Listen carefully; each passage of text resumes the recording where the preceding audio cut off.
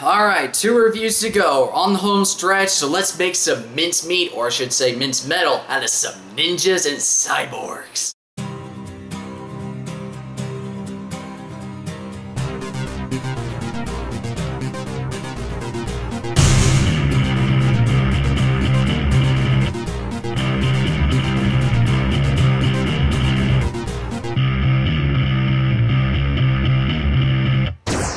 Metal Gear Rising: Revengence.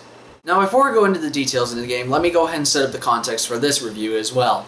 Now I am not as much of a huge Metal Gear fan as I would like to be. Much to the chagrin of some people I know, I do have some of the other Metal Gear games, but the only one I've actually beaten all the way through is Metal Gear Solid 4 Guns of the Patriots. I do have 2, I do have 3, but I don't have the original. I want to get all of the games together so that way I can play them in chronological order.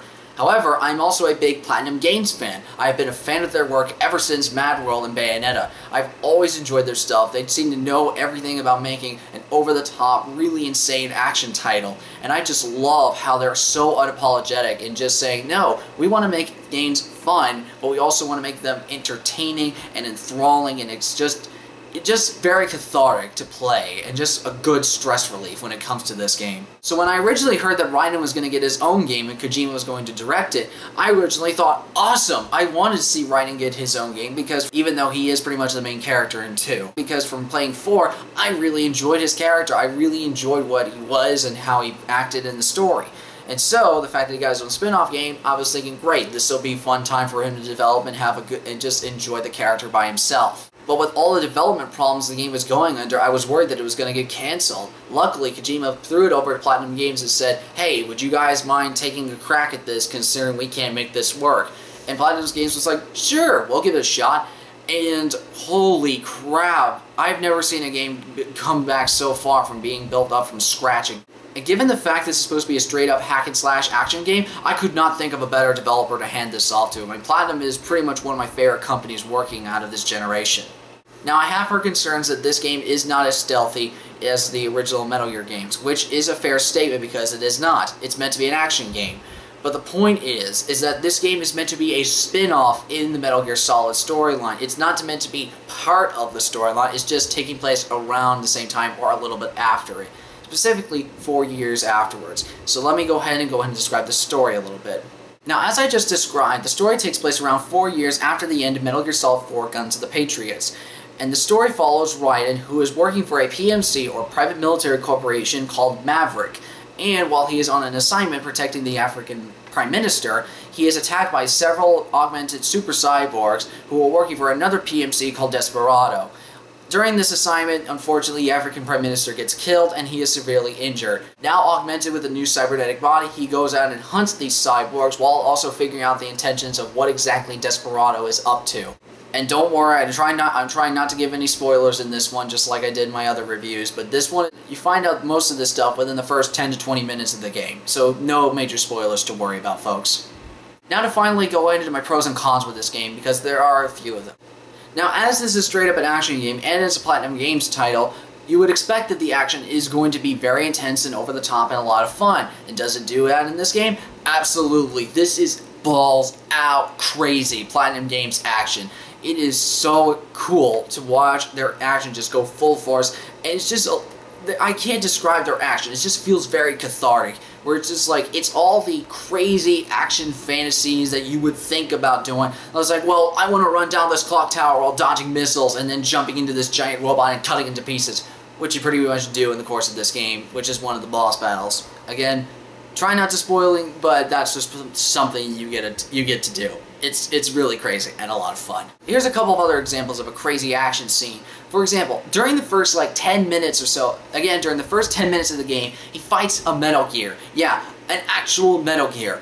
And not only does he stand up to this Metal Gear, he picks up, keep this in mind, picks up and throws the Metal Gear over his head and tosses it like the length of a football field. He jumps on the Metal Gear, it flies towards it, and cuts it to pieces and just slices it pretty much slices its arms off, or its appendages off. I'm not quite sure what exactly you would call it.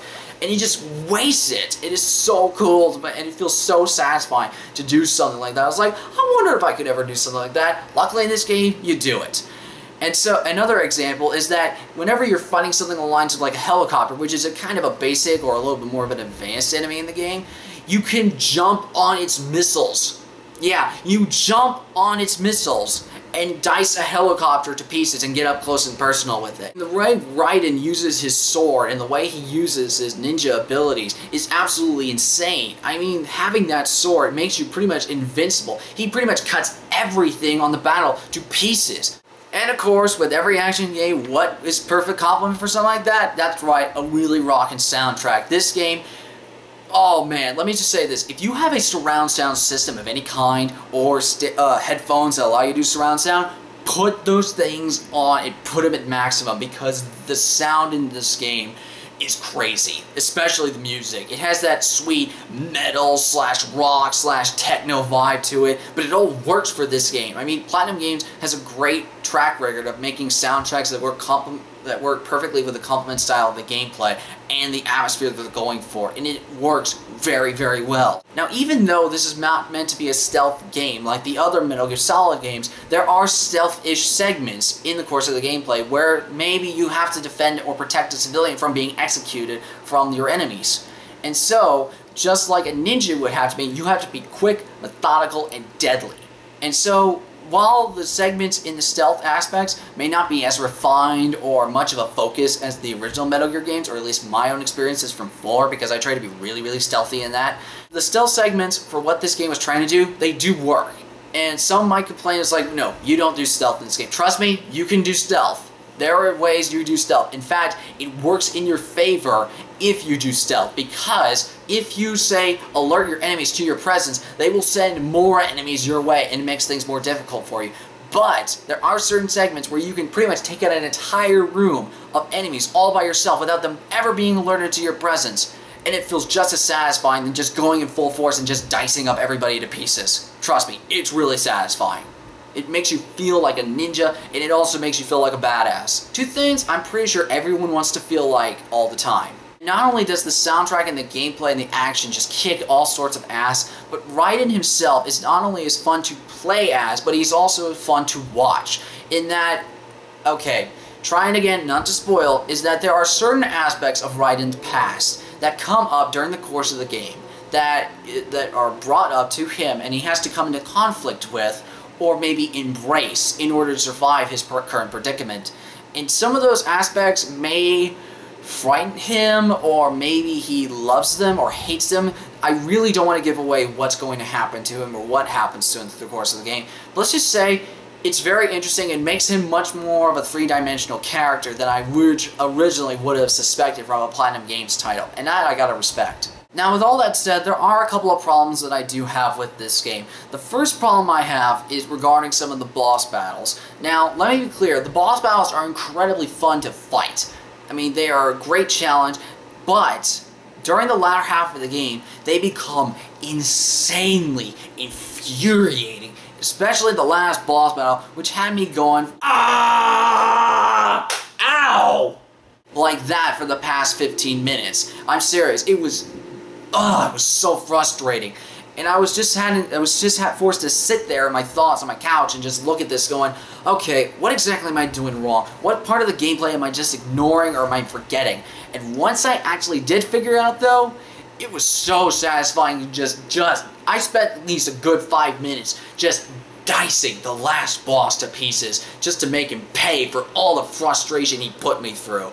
And so, while it is true the boss battles are meant to be a challenge, and it does that very well, the amount of frustration and anger I just built from I shouldn't have to feel anger from coming from this game. I should be enjoying myself and saying like, yeah, this is a challenge, but it's a fun challenge, and I'm enjoying myself, I'm being entertained, and I'm having a great time. But no, this was absolutely infuriating.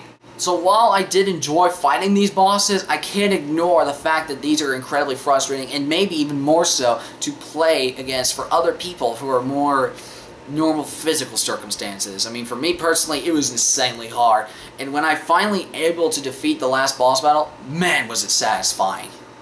And the second problem I have with this game is not a huge problem, but I feel like it's one that's worth noting, is that some of the side characters unlike what I experienced in Metal Gear Solid 4, they didn't feel, in this game, like they were integral to the plot, or they were very useful. To me, they felt about as useless, and not to step on anyone's toes here, they felt as useless as sports commentators. It's sort of like this. You are watching and playing a certain event going on in the game, and you already just saw the event, and then when you talk to your side characters, they just commented on what you did. It's like, I know I did that. Why are you commenting on the exact same thing we just saw? And not only that, we played and we enacted. We caused that to happen.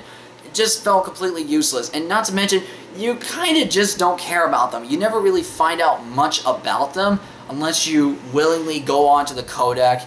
And even then, you don't really get a whole sense of, like, maybe Raiden considers these as friends, or maybe just co-workers, or something more than that. I don't know. It's just something that I felt like was unnecessary, and these side characters, if they had integrated their plots a little bit more relevant to the story, or just made it feel like they were not as much of a convenience, then I would have regarded them as a positive. But in this case, it just felt useless, except for one character who I thought was actually very enjoyable, and that's a character called Wolf, who is actually a cybernetic dog, who actually reminds me a lot of Frendir from Captured Sins. And I love the chemistry between Raiden and Wolf in the course of the story, watching them kind of go back and forth, because Wolf is meant to be an AI. He doesn't really have a concept of human emotions, and using Raiden's sarcastic humor to bounce off of Wolf is actually a lot of fun to listen to, and a little bit morbid at the same time. One more thing I need to mention, just a quick note on the side characters. There is, and for those who play Metal Gear Solid 4, there is a quick cameo by a character that I thought was actually really cool. And to me, it was really cool seeing this person again, and it's just a nice little homage to the story and continuity that came before it. So my overall thoughts on Metal Gear Rising: Revengeance come down to this. Over-the-top, crazy action that's incredibly cathartic and badass to feel and play as. Raiden makes it a more three-dimensional character this time around, with a lot of complexities that arise from his past, and seeing those integrated in the plot and come into the conflict with them. A soundtrack that absolutely just rocks. I can't think of another word to say. It just rocks, and just playing it all and maximum, it just sounds great. While not as detailed or integral to the experience as the previous Metal Gear games, I actually found that they worked once you understand how methodical and how thorough you have to be with your planning and the execution of it, and the satisfaction you gain from playing such a stealthy manner is equally as satisfying as going in and just laying waste to everybody. However, with the fact that some of the boss battles were incredibly infuriating and cheap to fight against, not to mention that especially the last boss battle, and the fact that the side characters were relatively pointless with the exception of maybe two, I have to say that Metal Gear Rising: Revengeance is most definitely worth playing, but it's not perfect. So everybody, that's my review on Metal Gear Rising: Revengeance. I have one more review tomorrow, and that will be Tomb Raider, and I can't wait to talk about that game as well. So until next time, everybody, I'm Perry, the One-Armed Legend. You name it, I can play it.